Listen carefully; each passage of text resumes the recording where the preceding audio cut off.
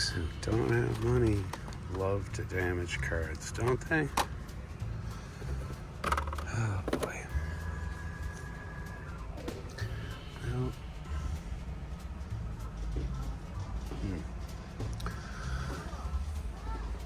I'm still looking. These are like $20, and outside of my scale, so I'm not gonna pick one up, but I really do like the Barago F1 cars.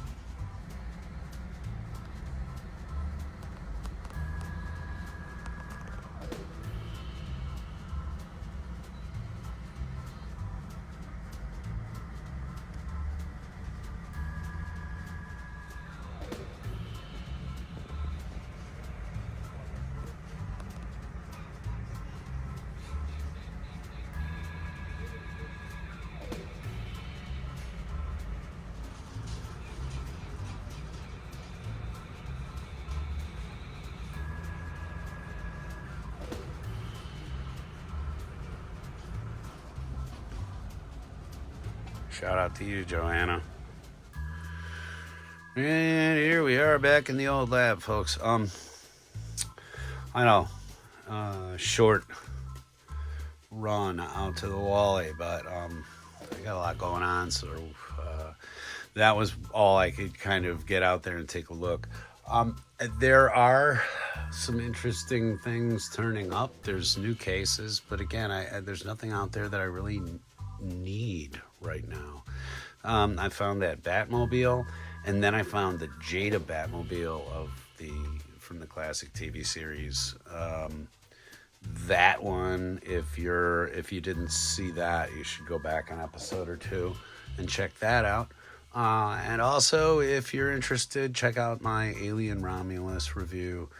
I put that up recently, and there's a few good sight gags in there and jokes. And as well as an earnest review of a film. So if you don't like what you see on one day in this channel of ours, odds are you may see it the next. So I opened a few packs, and then these 4 came in the it came in the mail today. I'm almost certain that these were just giveaways. This is what happens when somebody says they'll give you a random card, unless they specify that it's an EV or an EX or whatever.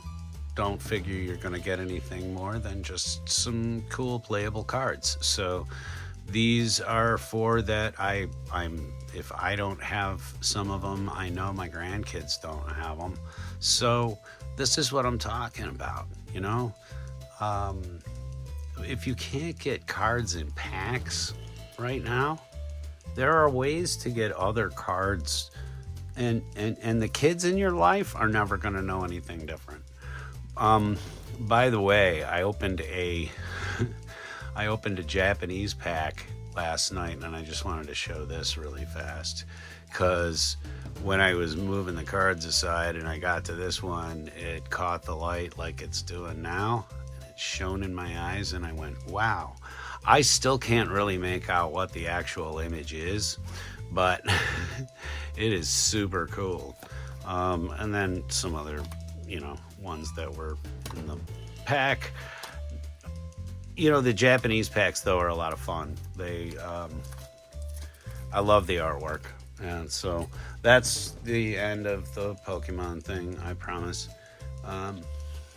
But I did also want to show you some of the comic books that have come in, either through the mail or purchased. I was over at Radar Toys here in Salem.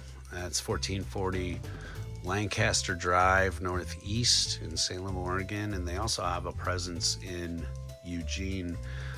Very nice folks, and they save my mental state every once in a while. I was in there kind of nonplussed by society, and I looked up in the S bin, and look at what I found. And yes, it was 1976 and $3. Um, the woman behind the counter, Lynn, looked at this and she said, "Wow, that's in really good shape too." Like it kind of surprised her. If you look, there's some spine wear. There's a bit of a roll happening to the spine as well. But the interesting thing for me, I don't care about condition as much as I care about readability. Um, the interesting thing is that this is the old version of the Black Knight here. So, and they've just gotten rid of this character in the cinematic universe. They're going to pull the plug on using him as a character at all, I believe, because it was going to be part of the Eternals movies. Then he was going to be part of Kang Dynasty. Then he was going to be part of the Blade movie. Now they've canceled all the Kang Dynasty and the Blade movie, and they just can't see going ahead with this character for any reason. So no swords and no sorcery happening from the Marvel Cinematic Universe anytime soon, but that's okay, I guess. That's what comic books are for. So there's that. And then I don't know if I gave everybody a good enough look at this cover, but I got this one from my friends at the AMKM Comics on Whatnot, and I paid $3 for it. But in my humble estimation, this is one of those pieces of artwork where, yep, that's $3 worth. That is absolutely $3 worth of artwork just on the cover alone. It's amazing. And the more you look at it, the more it keeps giving up. Anyway, the next thing I have to show you is a recent little obsession of mine. I started watching the show on Hulu, and then I thought, you know what, I need to go back and read at least the first issue or two of this.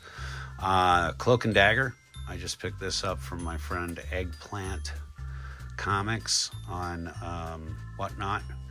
And yeah, I paid a little bit for this, but it's because I dealt with another seller on Whatnot who had, I'm not fooling you, probably 6 or 7 copies of just this issue in their sweaty little hands, and they wanted $10 a pop for them, even though they've got multiple issues. And you know, they looked and found one that was horribly chewed up and stuff, and oh, I'll start that one at $5 if you want. It's like, ugh.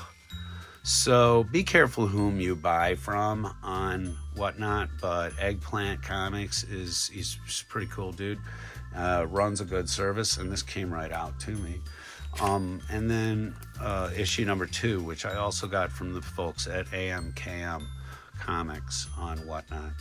And like I said, I paid $3 for this, but I'm sort of fascinated by the artwork.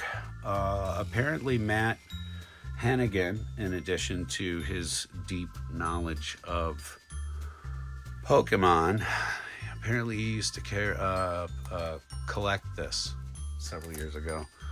So shout out to Matt on that one. Another weird comic that I found for sale, just happened to look up at my phone. This is Captain Universe. Some of you may know this character through Cosmic Spider-Man, perhaps.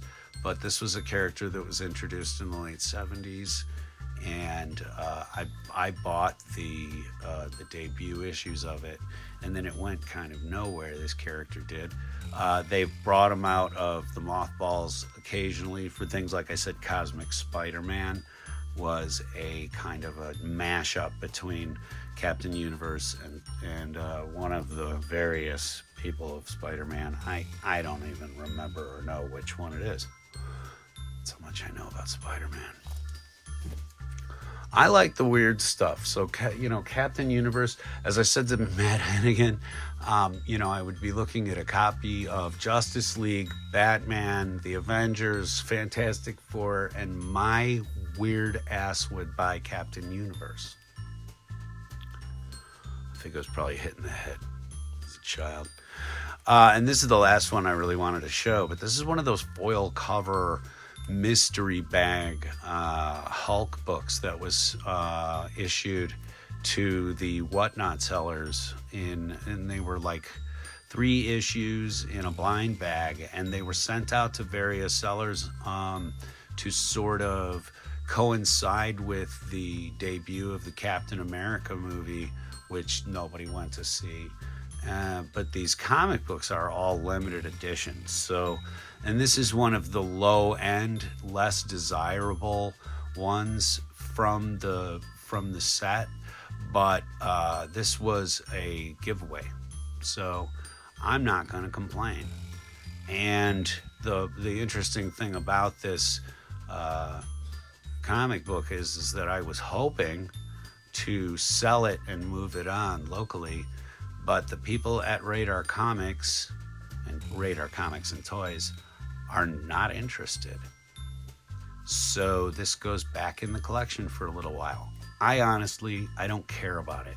And I would love to sell it to somebody who maybe would want it. But that's going to have to wait for a little while because I've got about a zillion things on my on my docket. Here, let me turn this camera around. I got a couple of final thoughts.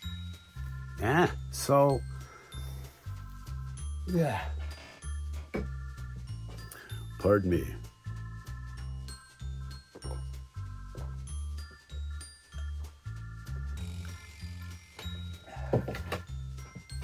Okay. Let's try that again.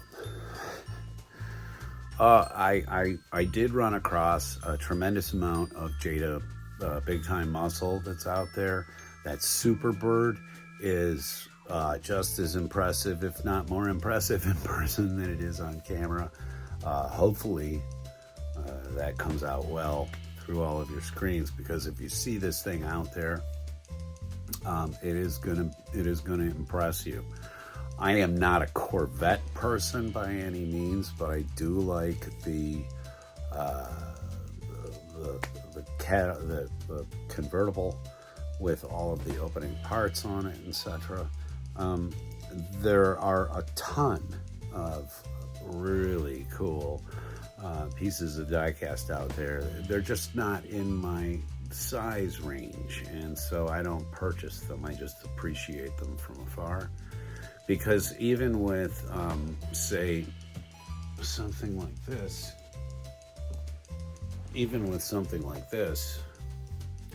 one or two of these in my room here, which now I have this, and I have the there it is, and I have the Godzilla Nissan. These were both just impulse grabs. The Godzilla one especially, because it's not canon to the films in any way. It's just a clever cross marketing. It's an interesting livery, you know. And I do like the Godzilla 2000 silhouette on the side. It is a cool looking piece of die cast. It's just, do I need it? And when I saw the Jada Classic 66 Batmobile in blue, well, the answer on that one was yeah. And luckily, Jada's stuff in that class is actually very reasonably priced for the quality that you get and the features, the opening doors, opening hoods, things of that nature. It's pretty cool stuff. The other thing that I saw out there was a sequel now of Gorilla versus Mecha Gorilla, which is something that I'm gonna have to sit through at some point and review for all of you. I wonder if I've done the one about the first movie yet. Have I done a review of the first? I don't know. I guess I'll have to go back and check my own stupid playlists. Getting old and forgetful.